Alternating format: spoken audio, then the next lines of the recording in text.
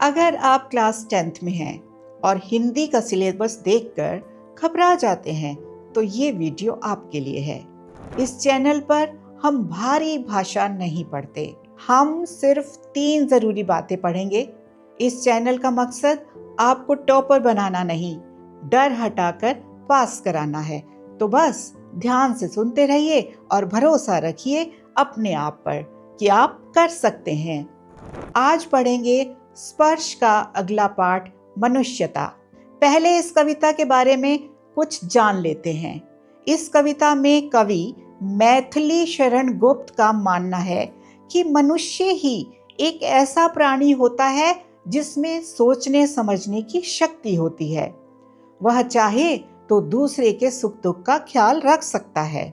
कवि केवल उन मनुष्यों को महान मानता है जो अपने सुख दुख से पहले दूसरों की चिंता करते हैं।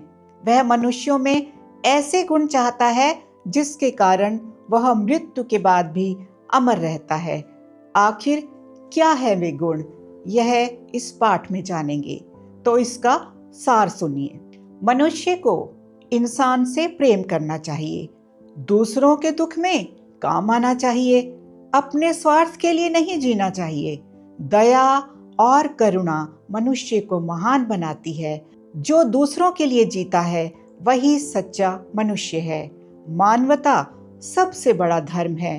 अगर ये बातें आपने याद कर ली तो समझो कि कविता आपको समझ में आ गई। चाहे इस कविता का सार पूछा जाए या भाव पूछा जाए, अगर आप ये पंक्तियां लिख देते हैं तो आपको मार्क्स मिलेंगे ही। दूसरी बात, कविता से क्या सीख मिलती है? कविता हमें अच्छा इंसान बनाने की सीख देती है।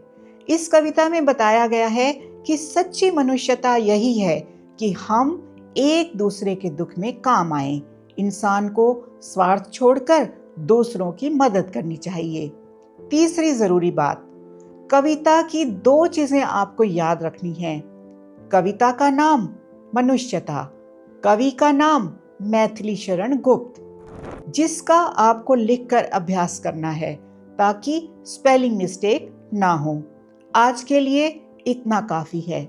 अगर आप पूरी कविता की व्याख्या सुनना चाहते हैं तो कमेंट जरूर करें। ढेर सारी शुभकामनाएं।